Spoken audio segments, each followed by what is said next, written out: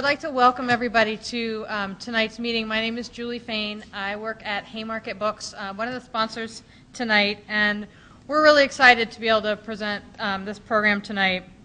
This is a duo of Haymarket authors. If you picked up one of our new catalogs on your way in, you'll see both Anthony Arnove and Rick Wolf are well represented in our catalog. Rick's book will be coming out from Haymarket this fall. And we're also very grateful to Lannan Foundation for helping us to put on this event tonight.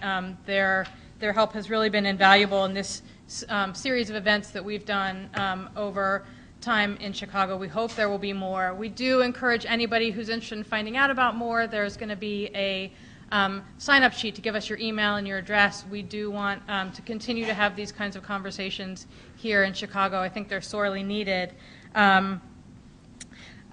Do pick up our catalog, pick up Rick's book. You'll see that we have copies of his latest book, Capitalism Hits the Fan, outside, along with a number of other books from Haymarket that are really relevant to the topic tonight. Before I turn it over to Anthony and Rick both, I just wanted to remind people, it's sort of obligatory to turn off or down your cell phone. So tonight, Anthony is going to give Rick a quick introduction. Then Rick's going to give us maybe 40 minutes talking. It's up to him to decide how long he wants to go. And then Anthony and Rick can have a bit of a conversation, and then we'll open it up to you all to ask questions, comments, anything from the floor. So we will have a chance for that at the end, so hold on to your questions.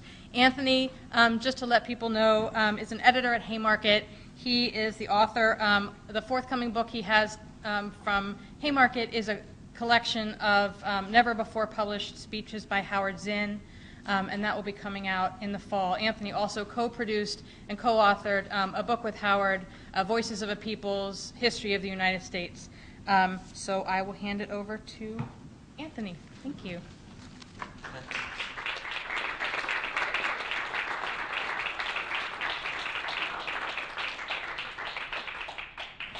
Thanks a lot. It's a real pleasure to be able to introduce Rick. I had the great honor of doing an event in Santa Fe a couple of months ago with Rick, sponsored by Lannan Foundation.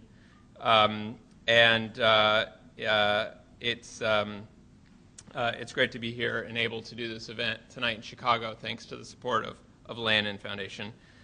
Rick is an economist and a truth teller, and those are two things that almost never go together in the same sentence in any age, especially our own today. Most economists are what Karl Marx described in his day as the hired prize fighters for the ruling class. Their function is first to shore up ideas that will make the existing order seem natural, unalterable, no matter what the cost is for working people, for the environment, for the dispossessed, for the poor. Ideas such as the natural rate of unemployment, which you will hear discussed in economics classes and economics discussions, as if there was anything the least bit natural about unemployment. They are like Dr. Pangloss in Voltaire's Candide, assuring us that all is for the best in the best of all possible worlds. Their next function is to make economics seem as if it's a special preserve of experts, of Ivy League educated PhDs, and only if you've studied economics in an elite university can you possibly understand the way the economy works, so alone be part of discussions about how we might better organize economics and the society and construct a better economic system that meets human needs rather than leaving the vast majority of us behind, as capitalism does. But Rick Wolf cuts through all of this cant.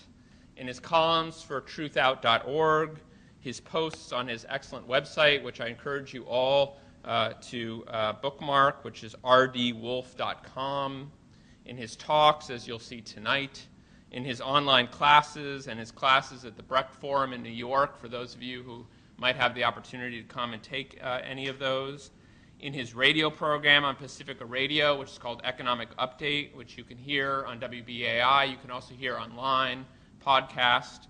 There's links from Rick's website.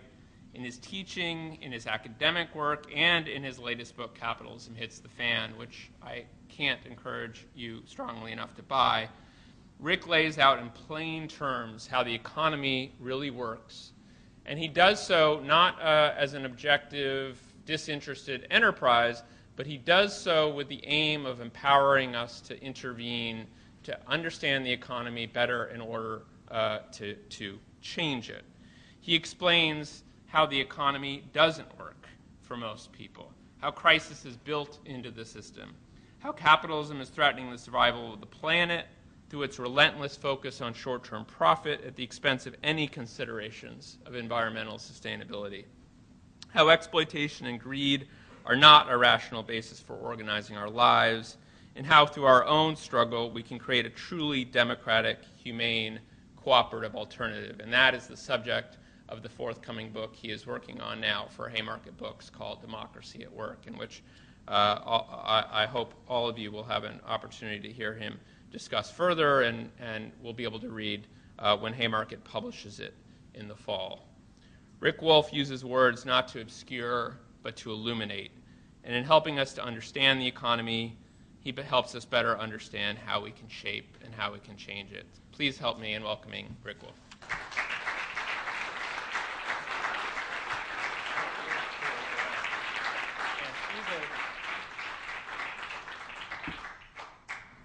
Okay, can you all hear me pretty well? Okay, if at any point this becomes incomprehensible, say something, do something. Don't stand on ceremony. I want to thank Haymarket for bringing me here and the Lannan Foundation as well. It was very kind of them.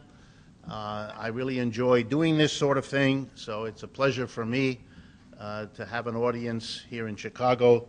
I'm not here that often, and so it's something I looked forward to and planned. I'll try to live up to the kind words that Anthony said, but if I don't, remember, he said them. I didn't. I am an economist. I do apologize. We economists, in addition to everything Anthony said, which was spot on, exactly right, there's one other way to understand what we do. We learned a lesson years ago from lawyers. Lawyers understand that the world is full of complications and struggles between people that are pretty straightforward. You're not paying me what you owe me, you are not doing what you're supposed to do, and the lawyers understood that if we kept everything at the level that was clearly understandable, we wouldn't need lawyers. So they began by translating fairly straightforward things into incomprehensible language, and then were able to come back to us as we tried to struggle with our problems and explain to us that we needed the law, and that meant we needed them to translate that language they had invented back into the simplicities with which we all began. That's what economists mostly do.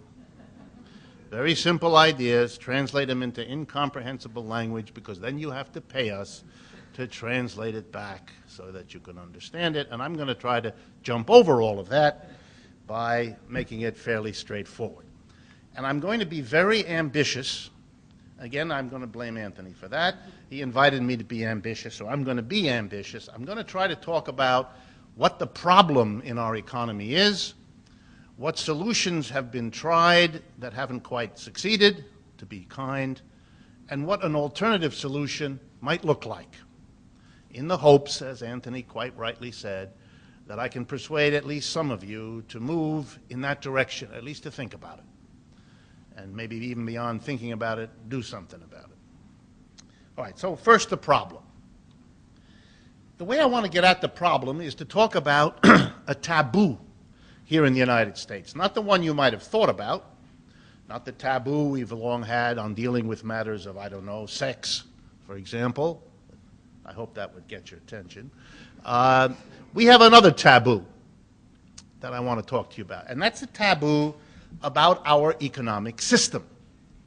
For 50 years, roughly, half a century now, it has been impossible in the United States to seriously debate, criticize our economic system.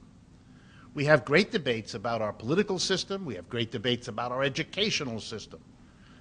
A couple of years ago, we had a big debate about our national health system, and we're having it again because the Supreme Court is working on it right now, making a decision. So we talk about our health system and our this system, but one thing we do not discuss is the economic system. You cannot criticize it. You cannot have a debate about it. The different points of view represent different ways of cheerleading for it. Strange and very dangerous. Because if you have a system that is exempted from criticism, about which you can talk about little details but never the system as a whole, then of course a system rots behind such a protective barrier of no debate. So in a sense, we shouldn't be so surprised that our system isn't working real well. We haven't paid a lot of attention to a serious analysis of it for half a century. Well, is the system working so well that it might make sense not to bother criticizing it? I don't think so. I'm going to give you just a couple of ways of understanding that. Our system is stupefyingly unstable.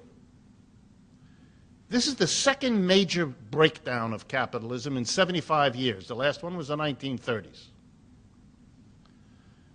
Between the end of the collapse of the 1930s, roughly 1940-41, and the beginning of the current disaster, 2007, the National Bureau of Economic Research counts 11 other economic downturns. 11 between the two monsters. And all of that in 75 years. In every one of those downturns, millions of people were thrown out of work. In every one of those downturns, vast amounts of product that could have transformed poor people's lives into decent lives were never produced because we allowed millions of people to sit side by side with huge portions of our productive capacity sitting idle, gathering rust and dust, rather than producing anything.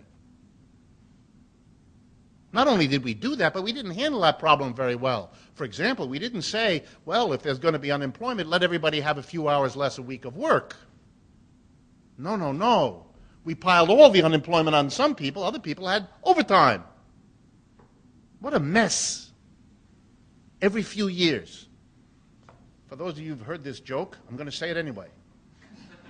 If you lived with a person as unstable as this economic system, you would have moved out long ago. But you live with this as if you have to. As if you had no choice. But you do. Why did those ups and downs, why did that instability happen? Well, here's an interesting thing. You know, instability exists before capitalism. In ancient societies, there were instabilities. But they usually were associated with something we can point to. Nature, a drought, a flood, too much heat, too little heat, soil fertility disasters, illnesses. We understood economics went up and down because nature is nature. And sometimes it wasn't nature, it was human problems. Wars were a big one, produced ups and downs in economy. But there's no way to explain the last 75 years of chaotic instability of our society in terms of nature. There's no correlation there. Economists are very excited about correlation. No correlation there. No correlation with war. There really is only one conclusion. It's built into the system that it's unstable. So if you have an unstable system where the problem is in the system, but you have a society with a taboo on discussing the system, you've got a very bad combination. A society with real problems that cannot deal with them. And when you have that, as you have it in personal problems, a serious problem that you can't deal with, it usually makes your life worse. And so it is with capitalism. Let's see how that works. We have a big crisis now. Let's see what happens. Can we discuss it as a systemic problem? No. So what do we have instead? We have what I would call scapegoating. If you're a right-winger, you're angry at the government. This is a right-wing obsession, as you know. Anything goes wrong, it's the government. It's a wonderful arrangement for big business. Wonderful. Over the last 5 years of crisis, for example, The overwhelming majority of people who've been fired from their job have been fired by a private capitalist employer.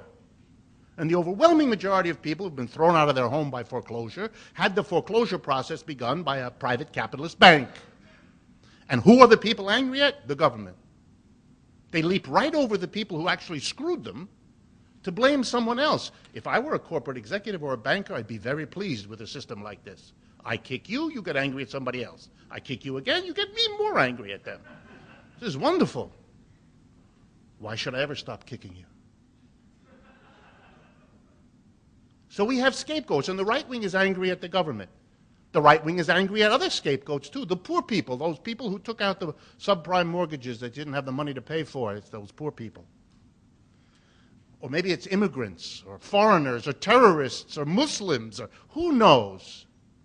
Scapegoats. And the left, not to be outdone, no better able to understand system despite what it says, has its scapegoats. The bankers.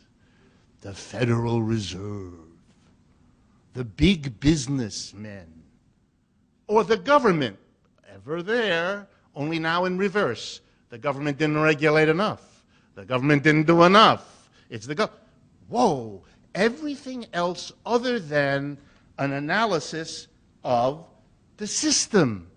The problem is the system, the way we relate to one another in producing goods and services, in distributing them, in parceling out the income that our output enables us to have. Oh, no, no. We're not going to look at all those relationships. Taboo.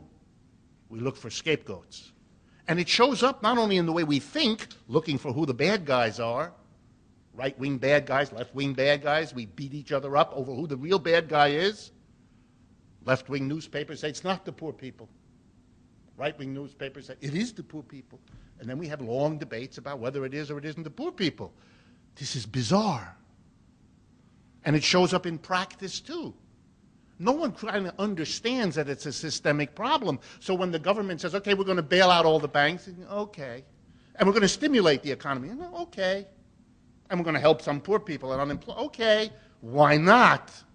It sort of helps. And if there is no systemic critique, then there needs to be no systemic response.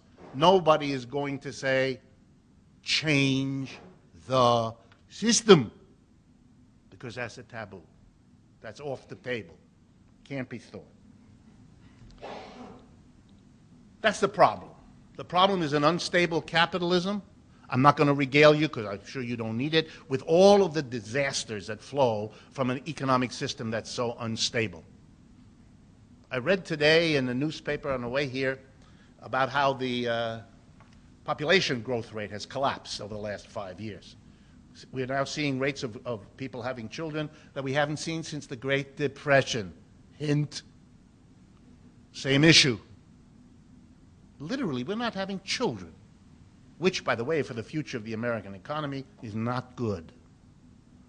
Not good. Very serious. Mental illness, off the chart. Alcoholism, off the chart. Breakup of relationships, off the chart. More people are unmarried today, adults, than are married. First time, I think, in our history. So the signs and the costs of this will last for decades. Solutions. Let's talk about what solutions have been tried. The first one, and bear with me for a few minutes if I do some American history that some of you know and all of you should know, but my experience in audiences is that you don't know, and I'm not going to embarrass anyone by asking you to raise your hand if you knew what I was about to say. Okay? What happened in the last time we were in a crisis like this was a kind of solution. Here's what it was. We had this bizarre crash in 1929, and the economy really sank like a stone. By 1933, the unemployment rate officially 25%, 3 times what it is today. Had a president, a Democrat, replacing a Republican. Sound familiar? The Democrat was a centrist. Sound familiar? Came in on a balanced budget idea. Should sound real familiar. Name Roosevelt. But there was a difference. It was a much worse depression than this one, at least than this one is so far. But that wasn't the key difference. Here's the key difference. The mass of people had organizations who were leftist and were willing at least to raise the question of a system. Not all of them, and not very strongly, but some. Let's go through what they were, because you should be stunned by their absence today and the meaning of it. First, CIO, Congress of Industrial Organizations. Unionized, brought into American trade unions millions of workers in the depth of a depression.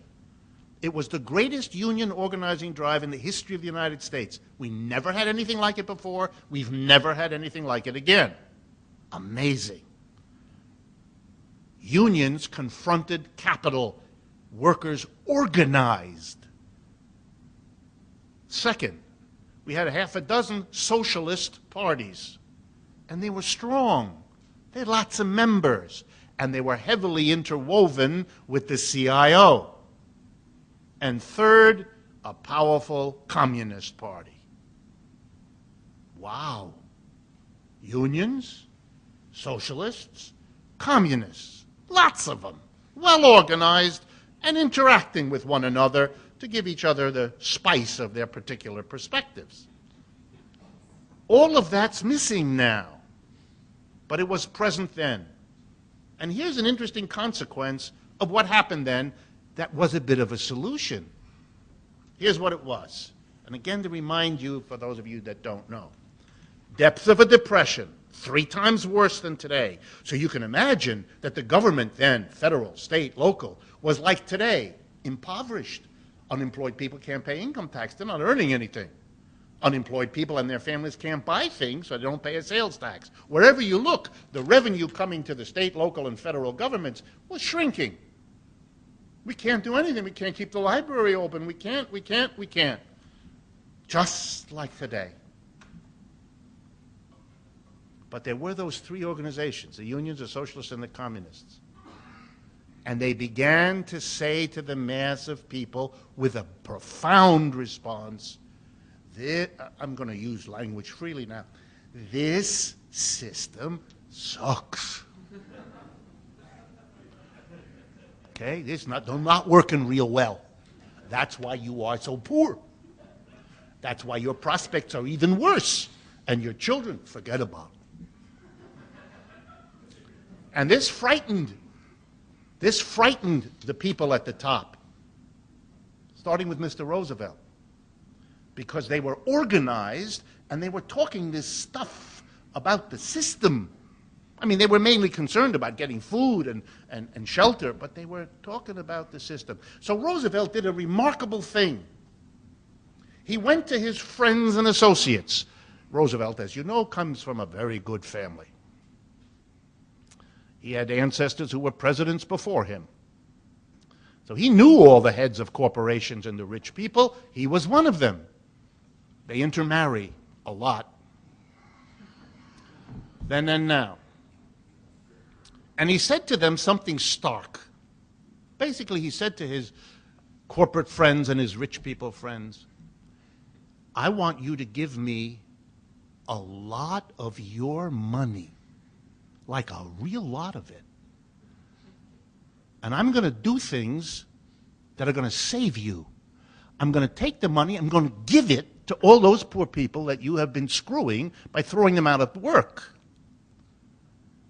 And they all looked at him as if he'd lost his mind. And then he explained, you better give me the money, because if you don't, those union people and the socialists and communists, they're going to come down the road and they're going to cut you a much worse deal. Half of them agreed with Mr. Roosevelt because they saw the people in the streets. They saw. Half of them never agreed with him. I'm going to come back to them in a minute. But half of them agreed. And with half of them, Roosevelt had what it took to go to the unions and the socialists and the communists and he'd say, I'm going to do things for you you never dreamed of on one condition. Stop talking about the system. Let it be.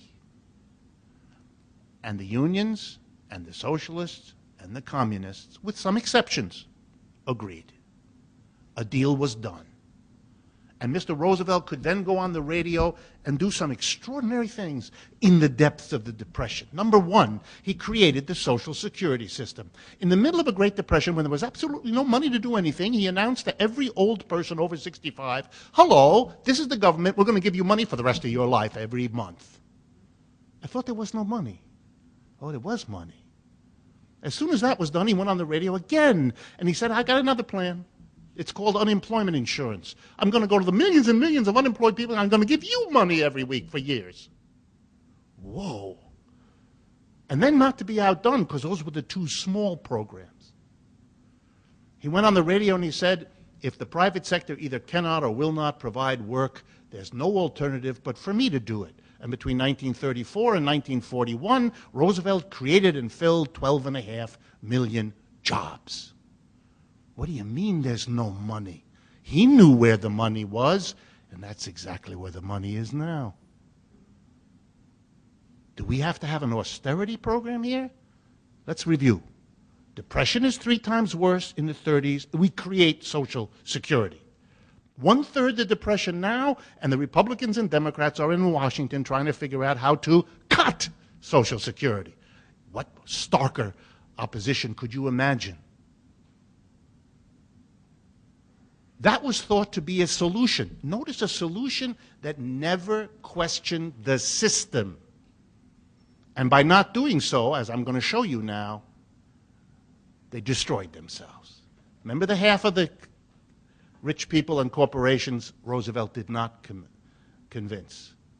They went to work from the day those things were passed, Social Security, unemployment insurance, public jobs, to undo all of that. You know, for a large corporation, this whole thing was a problem. By the way, I can see from some of your faces, how did he get the money from the people? Let me make sure you all understand that. And let me give you the most dramatic moment of it all. The most dramatic moment happens in 1942. You remember those as years of war. Much more interesting was what happened in Congress. In 1942, President Roosevelt sent a message to Congress proposing new legislation. And the proposal he made was the following. I want to propose a new top income tax rate for the richest Americans, for everyone earning over $25,000 a year.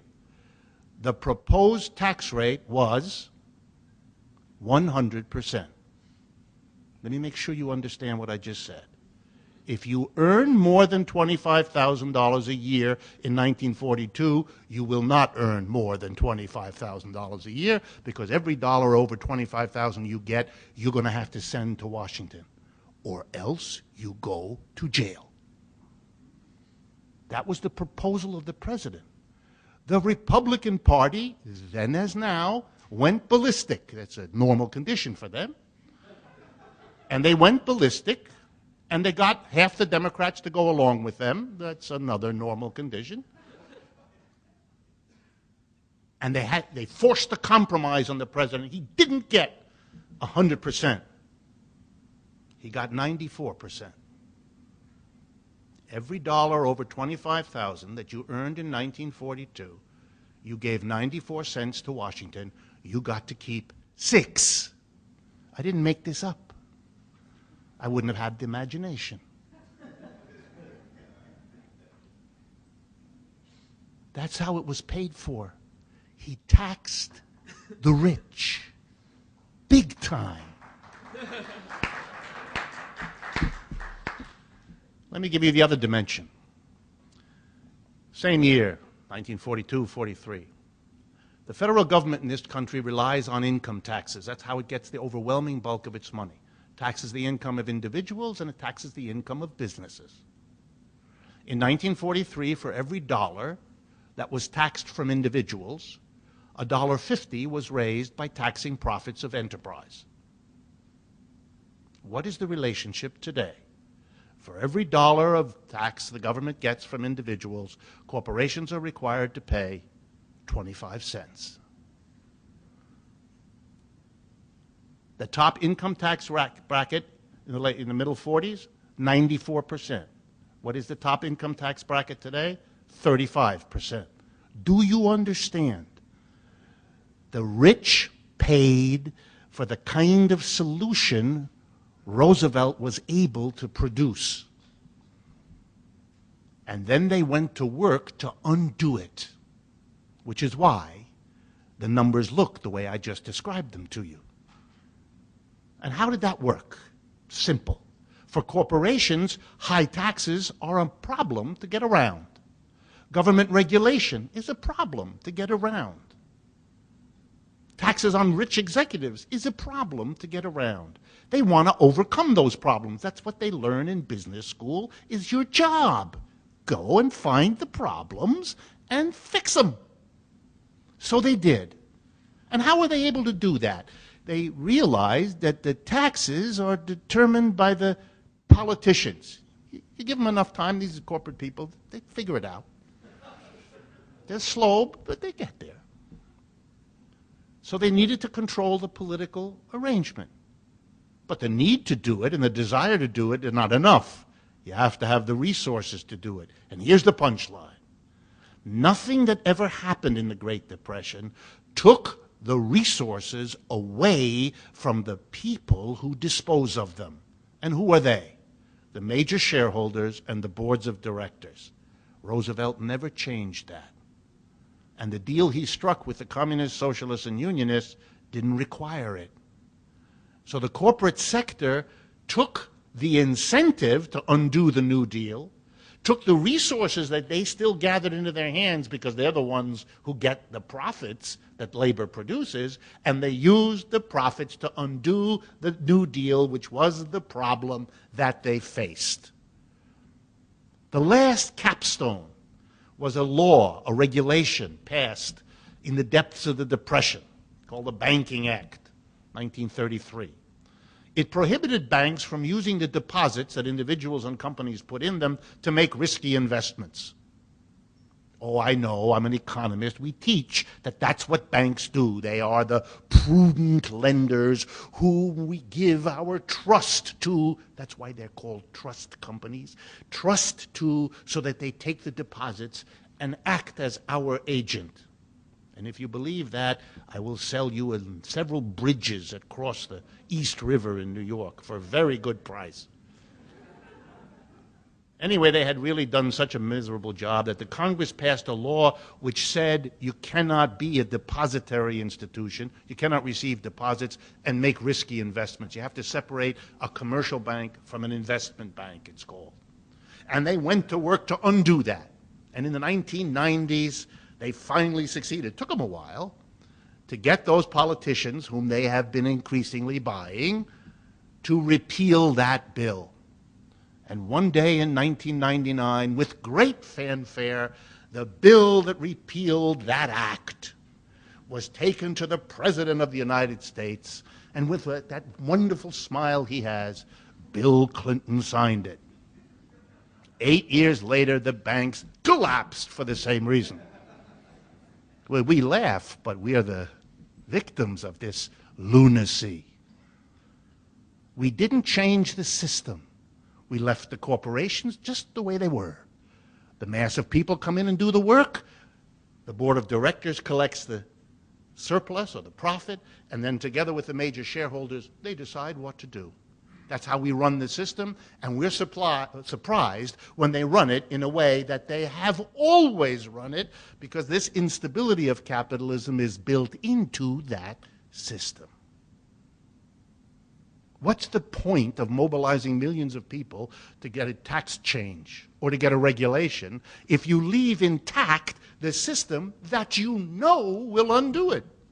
The only difference if we react to this crisis with new regulations and new taxes, which is what the left in America, such as it is, proposes most of the time, the only difference will be after half a century of practice, the corporations will be much quicker in getting rid of them than they were last time.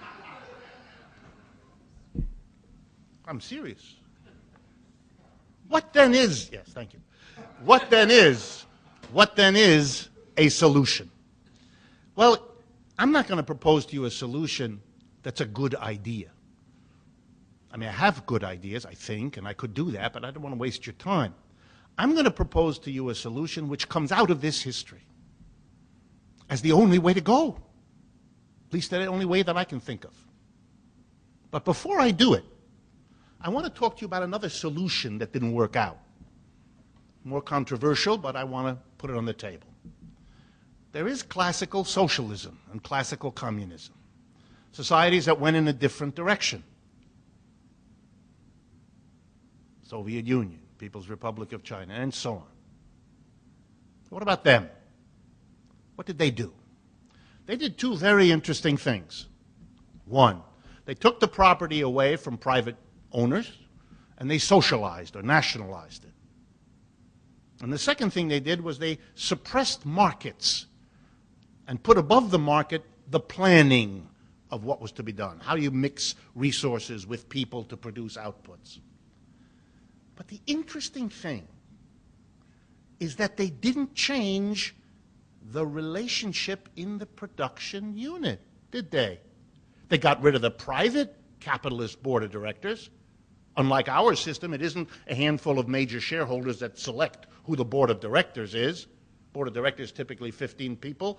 Major shareholders, another 15 people. They make all decisions. That's how private capitalism works. They didn't do that. But when they changed to socialism in 1917 in Russia, in 1949 in China, and so on, here's what they did. They said, no more private owners. The state, in the name of the whole people, will be the owner. Interesting. And we're going to have planning. Interesting. But we are not going to say to each enterprise, to each workplace, the workers there are in fact now going to become also the decision makers, that they didn't do. In Russia, for example, they had something called the Council of Ministers, a state official group that got into their hands the profits, the way boards of directors do. Interesting. They too didn't change the system. Not in terms of the relationships of production, not in the not at work, not in production, not in the production and distribution of the surplus, which, for those of you who study Marx, is what capital is all about. Interesting. And what happened to that solution? Gee, about the same thing that happened to Roosevelt's solution. It got undone over the last 40 years. So that in those countries, increasingly, the socialized property has gone back to the private, and the planning has given way to the market. Just like the Social Security system is being cut, and not only don't we have a federal employment program, we live in a society that doesn't even discuss it. Amazing. What then is the conclusion that I draw from all of this? I think it's the only one that flows out of this. Here's the problem. You cannot continue to leave the decisions about what is done in the enterprise to the people who now make it. They have shown us what they will do. They periodically spin out of control with speculations that collapse the system. If you impose rules, regulations, and taxes on them to try to make them pay, they use their wealth to undo them. Okay, then the inference we would have to draw would run like this. Deprive them of the opportunity to do this again, because having shown us that they're going to do it, it becomes our mistake if we run this game again. How would you do that? Well, it's not complicated. We change the organization of production. The workers, the majority, who do the work, enterprise by enterprise, have to become their own board of directors. No more private ownership, no more stock market, no more major shareholder, no more major shareholders electing a board of directors. That's over. Thank you very much. It's been a nice couple of centuries. Goodbye. Here's a new arrangement. Monday to Thursday, you come to work and you do your particular function in the enterprise. On Friday, you come to work. Maybe it's one of those dress-down Fridays, and you can wear sloppy overalls and a funny hat and bring a Frisbee and be high as a kite, or whatever it is you do for enjoyment. And you sit around all day and you have meetings in which you decide what to produce, how to produce, where to produce, and what to do with the profits. You are your own board of directors. Now let's very quickly, and this is my conclusion, talk about what that might work like, what it might look like. Because I want you to think about it. Not only because it's a good idea, but because it comes out of our history. If we don't do this, we are condemning ourselves, our fellow citizens, and our children to this same boring and destructive rehash of a system that is chronically unstable. But let's go. First, if the mass of workers are making the decisions, they are not going to be using their profits to undo the kinds of social legislation that a president like Roosevelt did, because they're the beneficiaries of it. So they're not going to go to work using the profits of enterprise to undo it. That would make no sense. They're the ones that are benefiting by all of this, by a governmental pension system, by an unemployment insurance system, by the government as an employer of last resort so that nobody has to worry about a job. These are things they'll all understand. They'll all support. How do we know that? Because they always have. That's not a hard one to figure out. Next, some that are a bit more fun. Let's think about what the workers would do if they're the ones who make the decisions. What do you think would be the likelihood they'd move the plant to China? No, I'm very serious. Are they going to do this? No. They're not going to destroy their lives, lose their jobs, disrupt their families, destroy the community. They're not going to, I don't know, make a Detroit. They're not going to do it. For very obvious reasons. Why should they? Why should they do this? They won't do it. The pattern of where production is located would be completely revolutionized, and a whole new system of making these decisions would have to be developed, because you're not going to have a company say, well, we'll make more money by producing in Shanghai than producing in Cincinnati. Goodbye, Cincinnati. Drop dead. We're going to Shanghai. That's not going to happen. Oh, this is getting more interesting. Would you think the workers would decide, if they were the 10,000 workers in a plant or 200 of whatever it is, to pay some of themselves huge salaries, 200, 300, 400 times the amount of the others? Likely to happen? I don't think so. Real unlikely. We're not going to have the distribution of income problems in such a society that we have here, or at least it's a lot less likely. Hey, this is getting interesting. Let's continue. Would we be likely to see these workers put into effect a really toxic technology because it was more profitable? I don't know. Their children are about, 3 blocks away. Their mother is within an hour. I don't think so. They're going to be much more concerned about the toxicity of their technology than we're used to, because they have to live with it, rather than having a board of directors 5,000 miles away make a decision to move someplace else. They won't live anywhere near their gated community has huge fans that blow that air back into the city.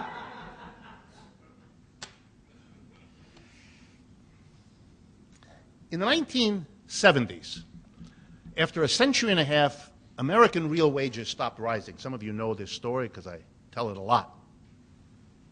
America's a special place. Wages rose for 150 years, stopped in the 1970s, and after that, wages were flat in America, real wages, the amount of money you actually get, adjusted for the prices you pay. Over the last 30 years, while the wages were flat, the productivity of American labor kept on rising. Workers became more productive with computers and education. So for 30 years, we've had a very bizarre situation in America. The wages are flat, but the productivity of the workers rises. Well, wages are kind of what the employer gives the worker, and productivity is what the worker gives the employer. So if what the wages are flat, that means what the employer gives the workers is the same, and what the workers gives the employer goes up. That explains the inequality of income and wealth in America. No mystery at all. And why did wages flatten out? Because the defining characteristic of the United States stopped in the 1970s. That defining characteristic, labor shortage. The Europeans who came here, how shall I say this politely, removed the local persons. We did a little ethnic cleansing of our own.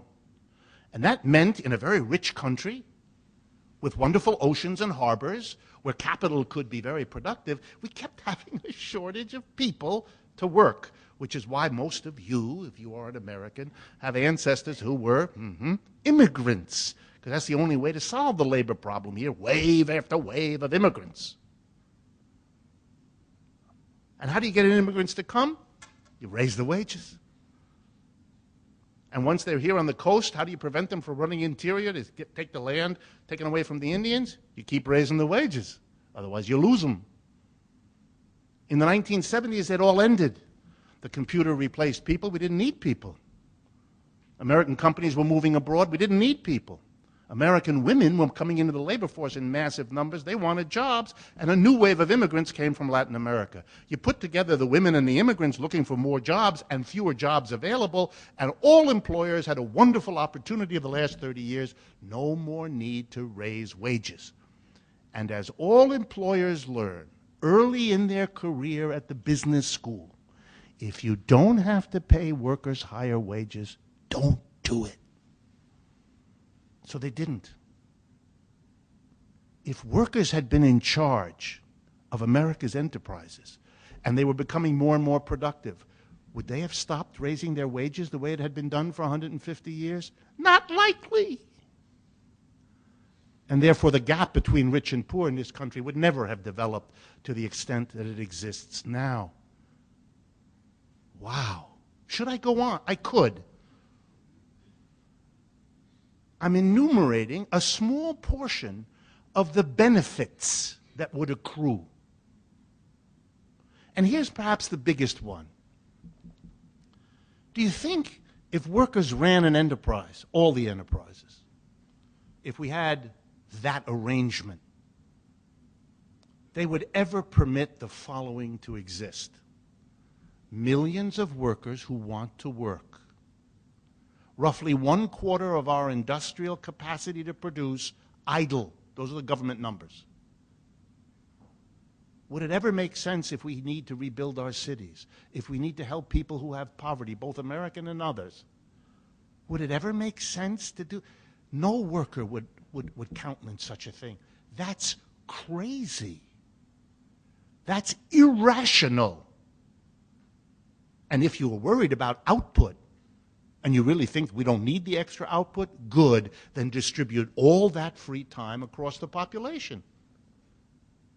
Capitalism has for 200 years justified every technical advance, no matter how destructive it was of people's lives and jobs, on the grounds that we are saving labor. This is labor-saving technology. We're making the world an easier place to live in. Americans work more hours of paid labor today than at any time in the history of the country. The promise is a joke. It was never true. Do we have the physical capacity to do a lot less work and to have more leisure? Of course we do. The problem is the system. Profit is what drives it, not the logic of people's lives. You wouldn't have the irrationality. You wouldn't have the unemployment. If workers ran the enterprises, one of the first things they'd do is set up a system in which if the demand for whatever these workers are producing in a particular factory drops, then there's a system in place run by the government to provide training to move people to another job in the same location, in another location. Workers could choose who's the one would be willing to move with his or her family. All of this can be worked out. The problem isn't technical and the problem isn't intellectual. It's a problem of the political economic situation making these obvious solutions the ones that are chosen. And the reason we haven't chosen this solution, obvious as it is because of that taboo with which I began. You can't deal with the system. It's the unspeakable, the ungraspable.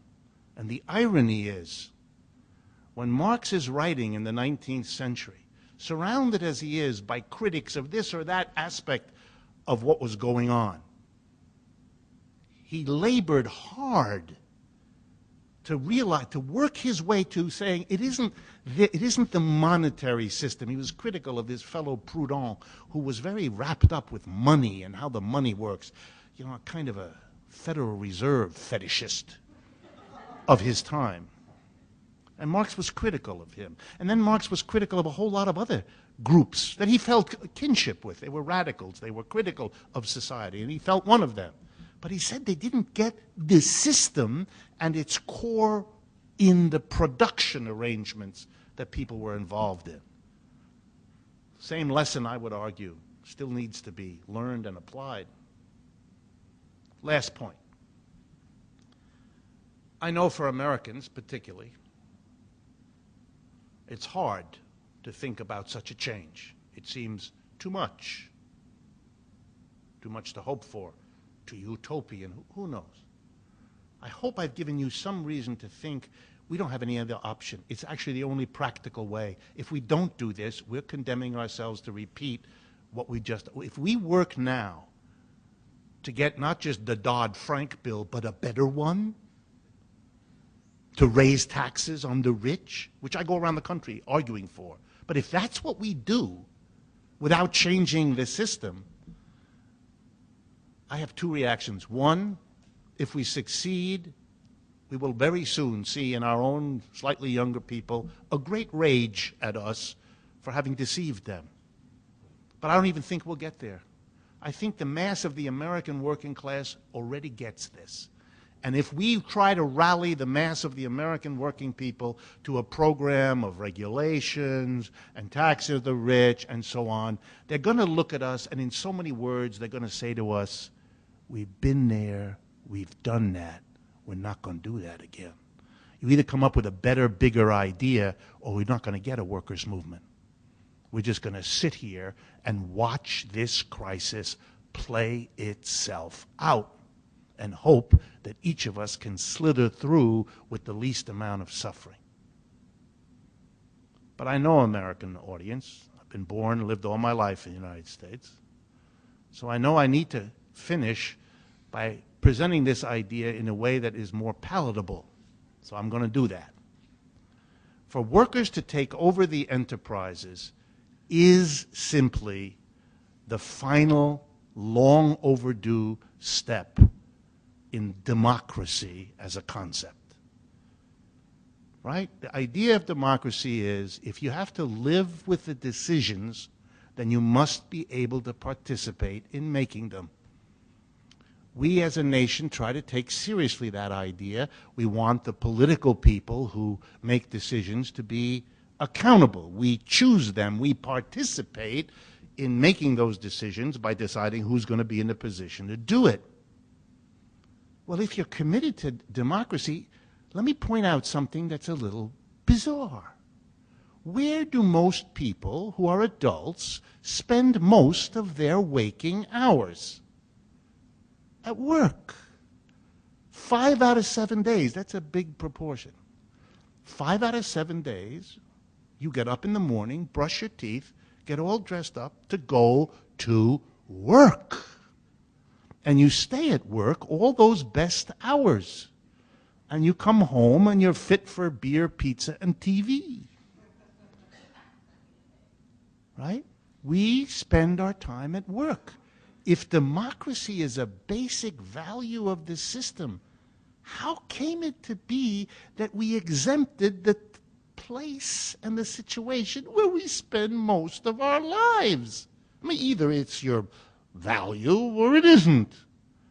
If it's okay to go into a workplace where the mass of people do not participate in the decision what to produce, how to produce, where to produce, and what to do with the profits, then clearly that's the norm of a corporation in this country, then you are entering a non-democratic place when you go to work. But if you believe in democracy, whence did it come, this idea that it doesn't apply to your job? I can understand why a corporate executive thinks that way. I can see the logic for a stockholder not to be disturbed by this bizarre notion that democracy doesn't apply where you spend most of your life. But for working people, what kind of an idea is that? So this is only the modest proposal that we finally bring democracy where it should have been all along, at the workplace. And guess what? Here's a thought.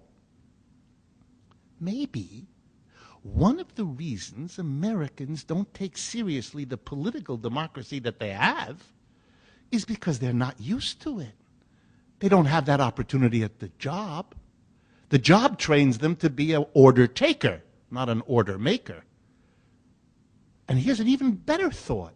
Maybe if people became used to having real control on the job, they'd be a lot less willing to cede that to crummy politicians in the neighborhood either.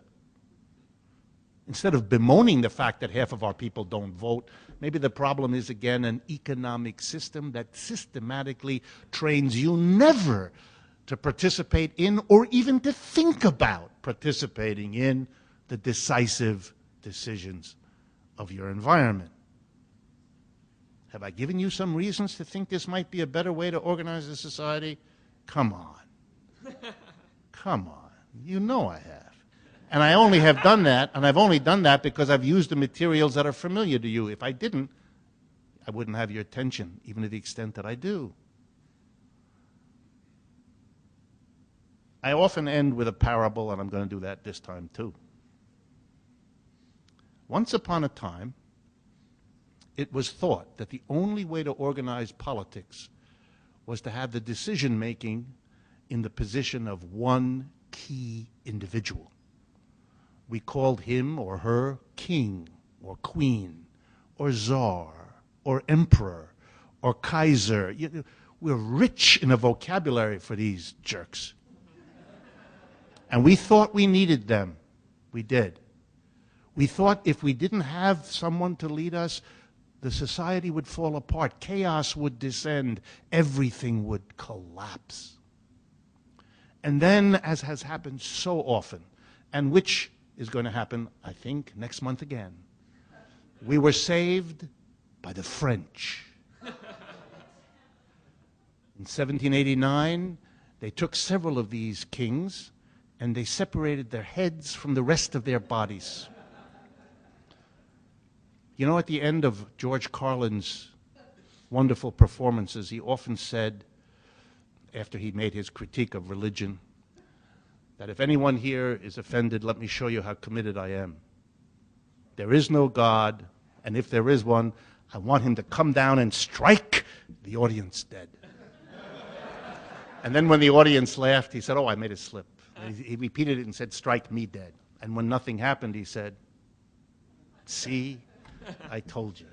And the French, when they cut off the heads of Louis, whatever number he had, his number was up. He was finished, and France did not disappear, and chaos didn't reign. We even made a virtue out of killing kings. We celebrated. We wouldn't have one here, we said. Likewise, oh, by the way, the reference to the French, I can see from some of your friends. There's going to be a race for president, an election for president of France next month, in April.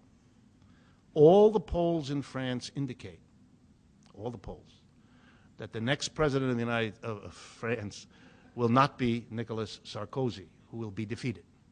And he will be defeated by the head of the French Socialist Party, Monsieur Hollande. Only in the France would you have the leader of the country named after another country. Very complicated.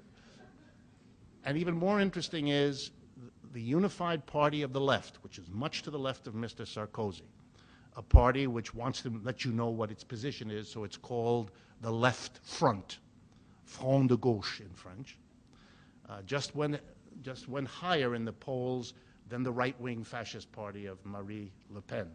So that's also a big moment in French society of a movement to the left. And in case you're wondering, 2 weeks ago at a press conference, Mr. Hollande, François Hollande, stunned all of France by answering a reporter's question as to what he would do differently from Mr. Sarkozy, and he said, remember what I said to you about the Great Depression and Mr. Roosevelt? He said, austerity is a disaster. The first thing I will do after I'm elected is raise the income tax rate on the richest French people from the current 40% to 75%. His polls went up in the week after he made that comment, and he is now scheduled to win this election and perhaps have to make a government together with the Front de Gauche to run that society. And that will be the first break of a major European country from the austerity that has been running from Ireland to Greece to Spain to Italy and all the rest. Very important. The French, you know, amazing people. Wonderful food and killing off right-wing craziness. The second and final parable. Once upon a time, it was thought that when young people get to be the age when they get interested in sex, and it's time to have a mate, the way that has to be arranged is by the parents. Your parents have to go find a suitable mate for you by consulting and negotiating with the other parents of such a mate. The idea that you yourself would go around sampling was thought unbelievable. You're too young, you have no experience, you don't know what life is about, your hormones are out of control, you with them. Can't be done. Well, most of you would not allow, I hope, your parents to make this decision for you, and the world has not disintegrated as a result. Point. If the enterprises of this world were run by the workers in them, it would have no more of the disastrous consequences that occurred to you as I was talking than were the consequences of getting rid of the king or not letting your parents decide who you're going to marry. It takes an act of will to understand things could be different. And we've been brought to this understanding by a system that has been out of control, irrational, wasteful, but has erected around itself an unspeakable taboo in which you can't discuss it, you can't see it. It even has, as Anthony said at the beginning, quoting Marx, its high priests and priestesses, of which a few are in the room, the professional economists, who teach us all to think of capitalism as literally the opposite. A place of equilibrium. This instability is described with the concept of equilibrium. We teach in economics classes that we have an automatic tendency to go to equilibrium. Then we teach that it is, you ready? Efficient. And then finally, you're not going to believe this, stable. If you believe this, you've missed the world in which you live. Economics, as I promised at the beginning, is not all that complicated. If what I've said to you is understandable, I'm here to tell you that's all economics has to contribute. And I can prove it because I actually have a PhD in economics. And as all Americans know, if you have a PhD, you must have been sitting on your ass a long time. Thank you very much.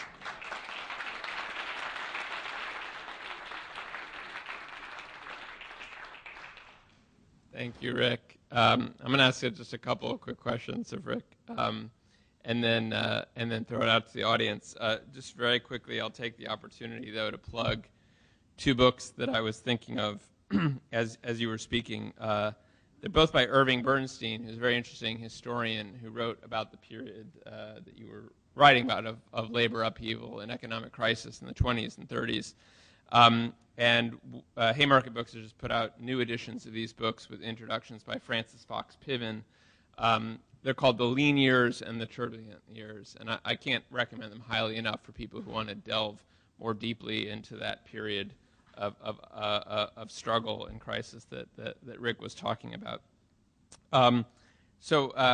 Rick, one of the things that is refreshing about you, besides your ability to speak English and your sense of humor, is that there's a lot of people in the field of analysis and certainly in the field of academia today who valorize their own individual contribution to intellectual thought, even though it may be very minimal or negligent.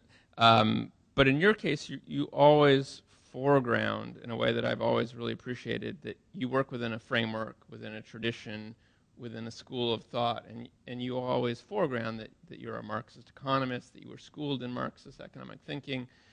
I'd like you to talk about that. Like, what does that mean for you? How did that come about? Why, especially for someone who went to Harvard, Stanford, Yale, which is not where you normally encounter Marxist economists, how that came about?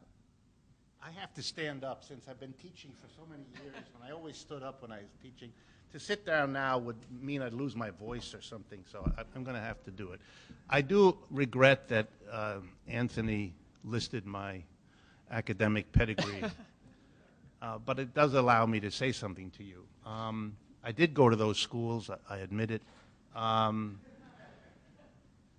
I was the child of immigrants, and if you're the child of immigrants into the country, you kind of have to make good. The kind of wreckage of my mother and father's life meant that I, as the firstborn here in the new country, had to kind of succeed and make up for what they were frustrated in because they had to leave. My father was French and my mother German, and they had to leave those countries and come here because of the war. So I had to make it. I had to go to all the right schools. I had to do all the right things. And being a very good boy, I did all that. At no point in my education at Harvard, Stanford, and Yale was I ever required to read one word of Karl Marx, just so you understand. Elite, whatever you want to call it, no one ever assigned it. It was true that on a few occasions a professor used a quarter or a half of a lecture to explain to us why there was no need to do any of those things, why that was a silly idea or a dangerous idea or something a little bit confusing, silly and dangerous at the same time. So I had to learn all of this on my own.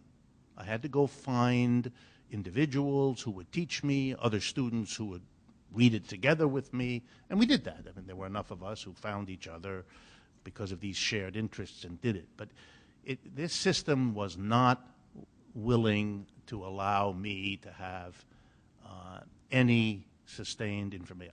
There's one exception. I realize I should make one exception.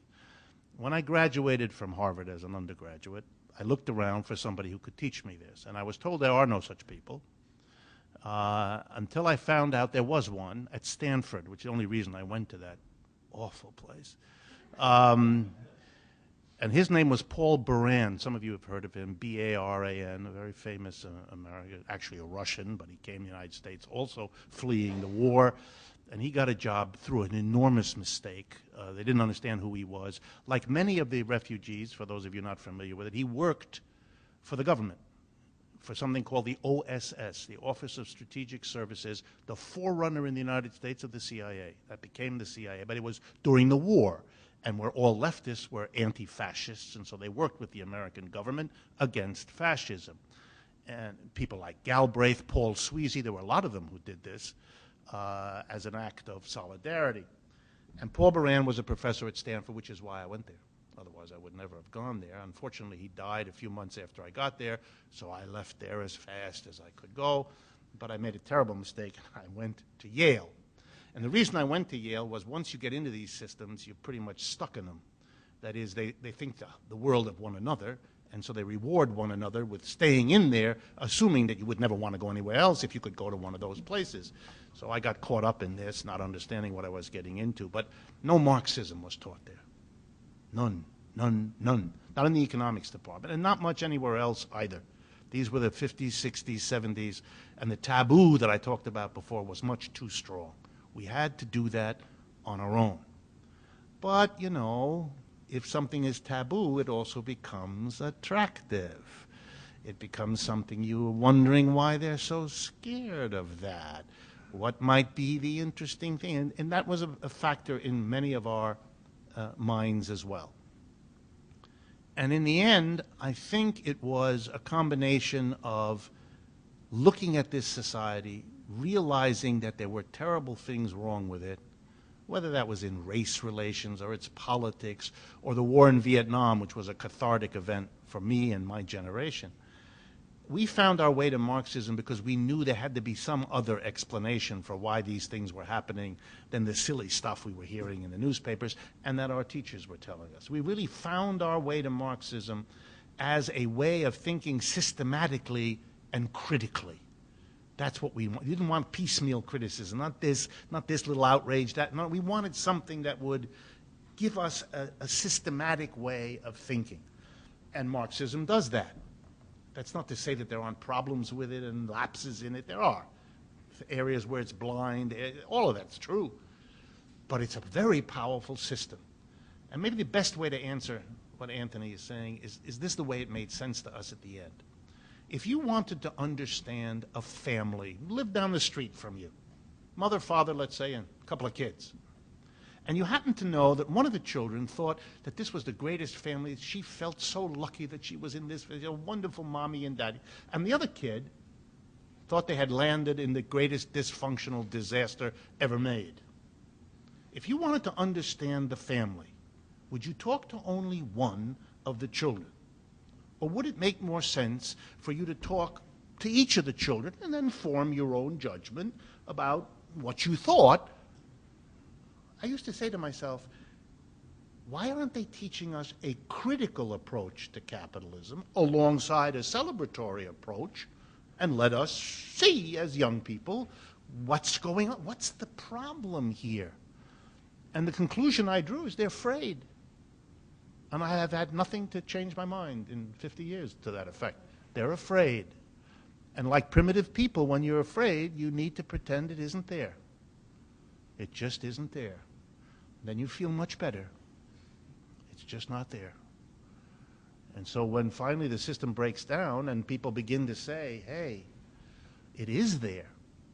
On the one hand, you have a hard job. I am a Marxist, by the way, in case any of you are wondering. I kind of hope you haven't been wondering much after my talk, but of course I'm a Marxist. That is, I am heavily influenced by that tradition. And I am only more so now than I was 5 years ago, and I was pretty well convinced then. So I'm not apologizing for it. What's the point? I'm glad that I learned what we call neoclassical and Keynesian economics, the dominant schools, but I'm even more glad that I learned a critical school, and I can draw on these and learn from them and put them together in interesting ways. But you're not going to frighten me out of being interested in a critical perspective. Shame on those of you, of course not in this audience, but elsewhere, who would have been part or parcel of a program to exclude a critical perspective. Marxism begins in the mind of an exile called Karl Marx, can't live in his home country of Germany, has been exiled from 4 countries, lands in London, lives most of his adult life in London, writes books, gives speeches. Here we are, only 125 years after he dies, and Marxist movements, trade unions, political parties, intellectual groups exist and prosper in every country on the face of this earth. You ever wanted evidence that there's an idea or a set of ideas that strikes a chord in people? There's it. If those of us in America can't face it, this is not a problem for the rest of the world. And increasingly, it's not a problem here either. I cannot, just to be personal about it, I cannot do the public speaking I'm invited to do. I can't do the radio and television appearances I'm invited to do. There are too many of them. So if anyone tells you in America today, 5 years ago was very different. Everything has changed. But now it's not that a left-wing or even a Marxist perspective can't move forward because the society is unwilling. We could say that for a long time. We can't say that anymore. In America today, it's up to us. The opportunity is here. The question is whether the left in America is ready to realize what's going on and to make the long-awaited move to say, we're here, we feel this way, come join us. The first group to do that, pretty clearly, was the Occupy Wall Street. And in 3 months, they were able to get most polls across America to say that a majority of Americans sympathized with their objectives. That's only possible because the basis for that had been built in the previous 30 years. It's up to us.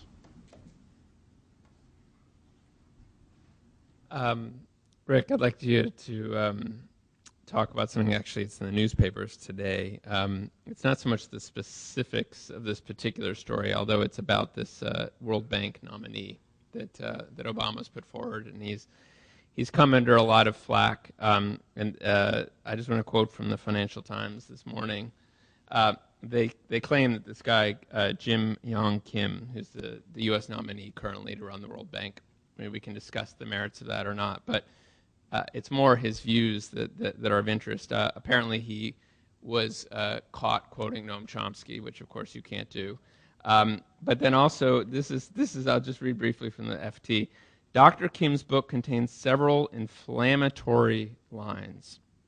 For example, the introduction, this is a book called Dying for Growth that was put out in 2000, quite a long time ago, I think by Common Courage Press, small independent press. For example, in the introduction to the book, co-authored with 2 other academics, he points out, quote, the studies in this book present evidence that the quest for growth in GDP and corporate profits has in fact worsened the lives of millions of women and men. And this is considered inflammatory. I'd like you to talk about how the press continues to cover these economic issues, and also about the kind of the cult of growth, the cult of the profit system that persists despite the failures that you so clearly described. Sure. Best way I can think of to get this is to do a parallel.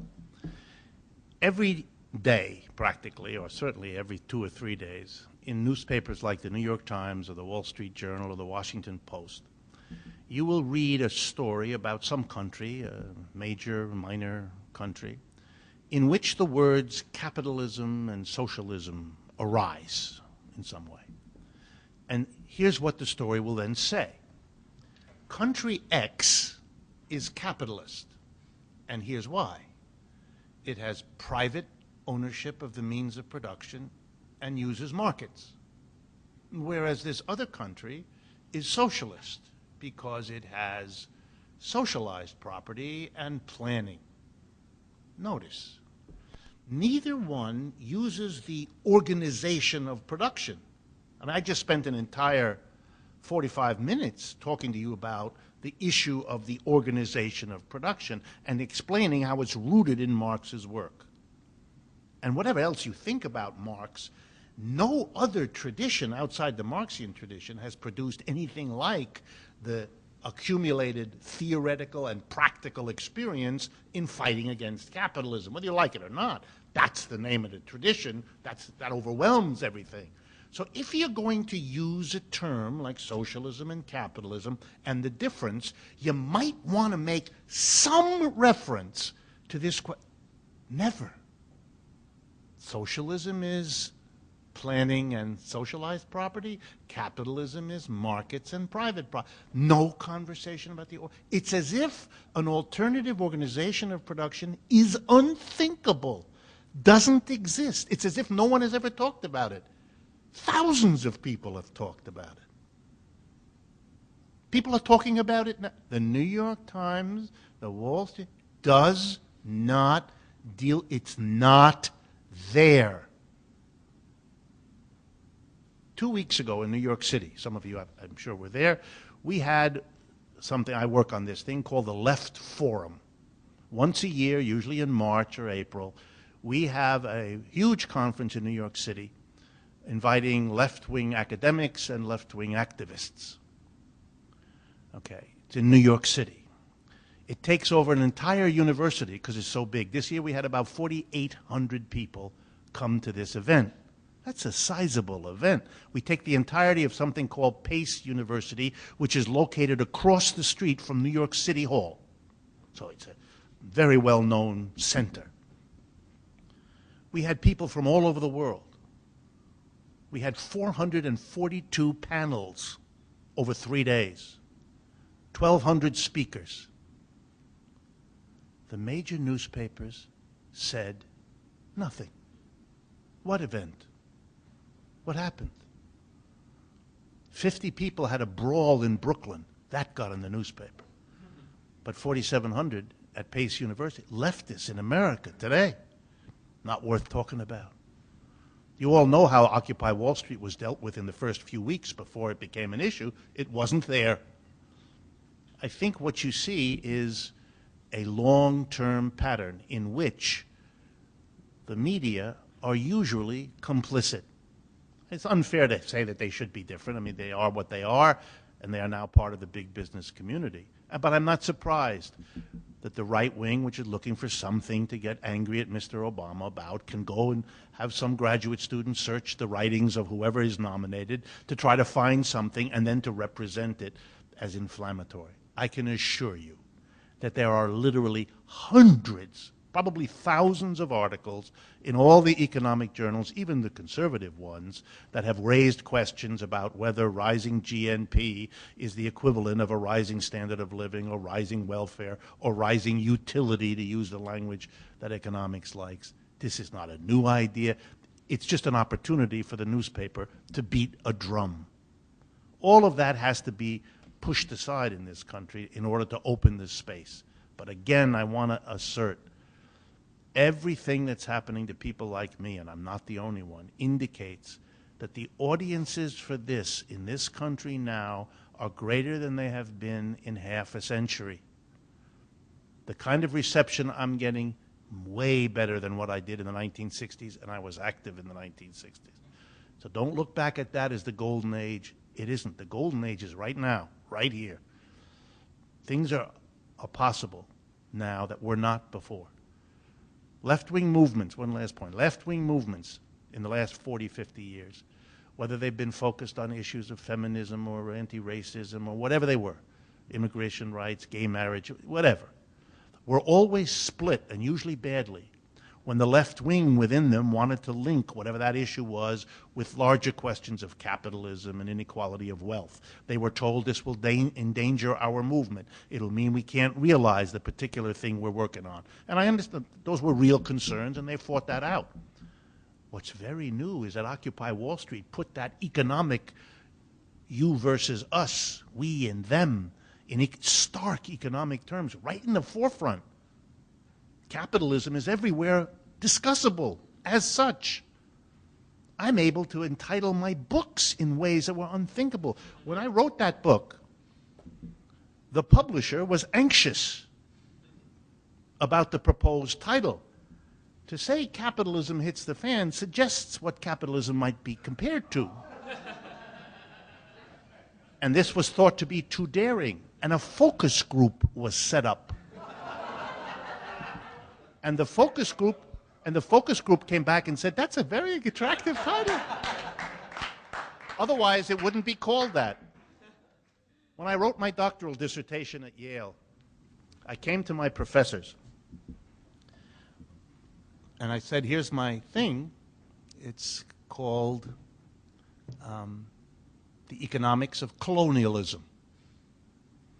And my professors, who liked me, explained to me, just as in Anthony's question, I can't use that. They will not pass my dissertation. They will not give me the PhD.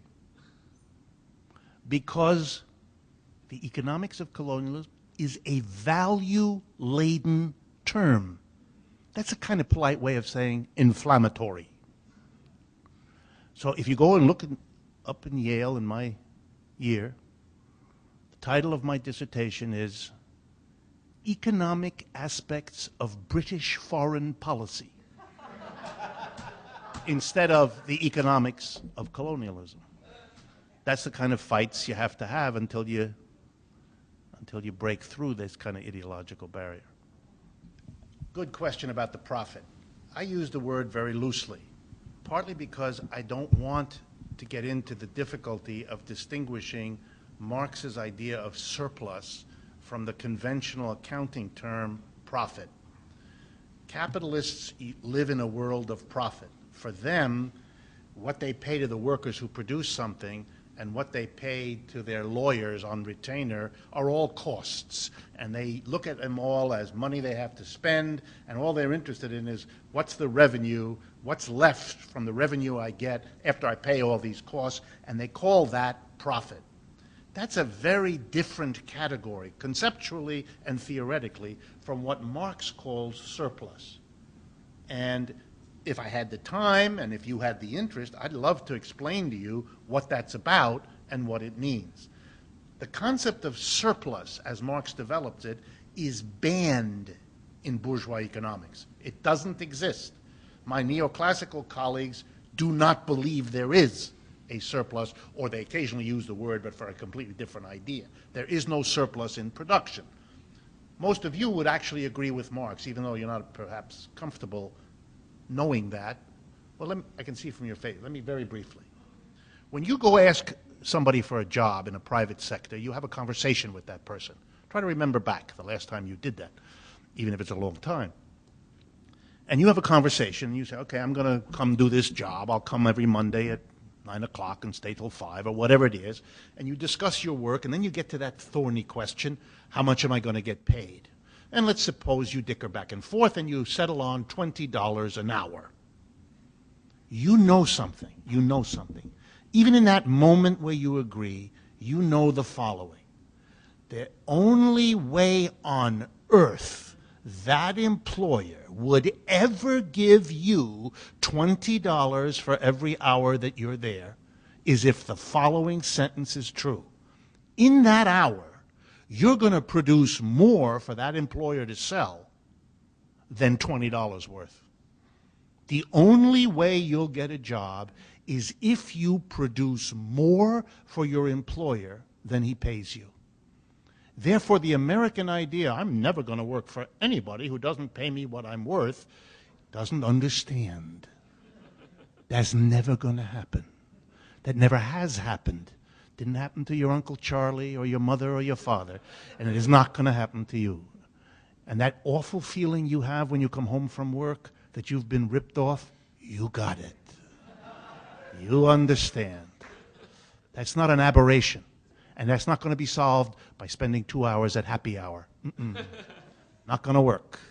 That's the system. That's a surplus. And that's the fund that the capitalist uses to take care of all of his needs, including the small part he keeps for himself called the profit. So these things are different. I use them loosely. In all societies, the workers produce surplus. All workers in all societies produce more than they get.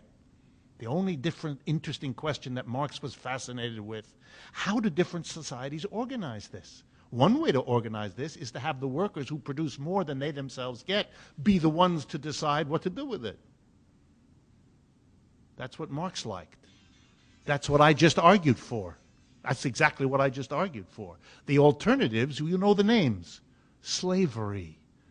The slave produces everything, gets a part of it back to keep going. The difference is the surplus, which the slave master gets, keeps, and uses as he sees fit. In feudalism, the serf produces more than he gets, and that difference is called the rent collected by the lord who uses it the way he sees fit. And in capitalism, the worker produces more than he gets as a wage, and the difference is the surplus that the capitalist uses as he sees fit. Marxism is the protest against all systems in which the people who produce the surplus are not the ones who get and dispose of it. It's a fundamental democratic idea. The reason it can't be taught in this country is that if you have a verbal commitment to democracy, you got a real big problem justifying capitalism. And the way to do that is to avoid all concepts of surplus. But if you had a group of workers running their own plant, they would produce a surplus, and they would themselves decide what to do with it. As to Occupy, I am, I'll put it right out there, a deep, committed enthusiast of the Occupy movement.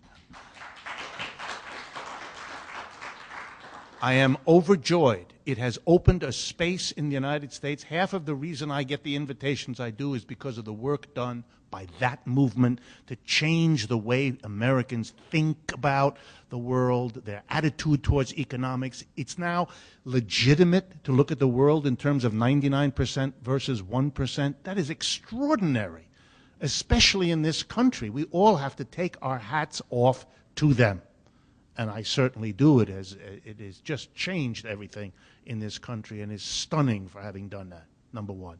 Number two, I understand irritation, impatience with the way they do or do not formulate program, the way they do or do not organize themselves in some way. I understand that, and part of that I agree with. But I am hesitant to argue for much of the change. What they have been doing has been more successful in a shorter time in changing the political life of this country than anything else I have been involved with in a long time. There's an old American saying, if it ain't broke, what are you fixing it for? Sure, we should be critical. Sure, we should do better. But wow, have they made a difference. As to whether or not it's pre-revolutionary, well, you know, you can't tell that until you look back. I don't know what's going to happen, but I do know, and I've said this to some of you before, the media, just as they make inflammatory out of these namby-pamby comment that half a dozen people of all political persuasions do every day, it's just that the Financial Times doesn't know about it or doesn't want to. The reality is that I can say things I couldn't before, that it is possible to put forward radical alternatives and have intelligent people think about them and struggle about them. This is an extraordinary time. The media full of the Tea Party, I understand that. But the change at the other end of the political spectrum is at least as powerful, I think much more powerful, and involves many more people. And it is without the resources of rich people to pay for it. This is not the Koch brothers hyping 12 people into looking like 12,000. We don't have that. We have the opposite. We have a conference of 4,500, and the system pretends that it's not there. Nonetheless, we are very successful, and things are changing. Could we be at the beginning of a process of basic change in the United States? Sure we could. No one in the Soviet Union or out of it would have said in 1985 that there wouldn't be a Soviet Union 5 years later. No one saw it. No one thought it was possible. We sit here now. We can't imagine a United States that isn't what it's been for a long time. Biggest mistake you can ever make. We even teach economics students that you can't extrapolate forward because it happened this way in the past does not guarantee it's going to happen that way in the future. We are seeing things now that are fundamentally challenging this system in a way it hasn't been for 50 years. That is enough. Let's go to work and build this further, and I think the Occupy movement is a great place to do that.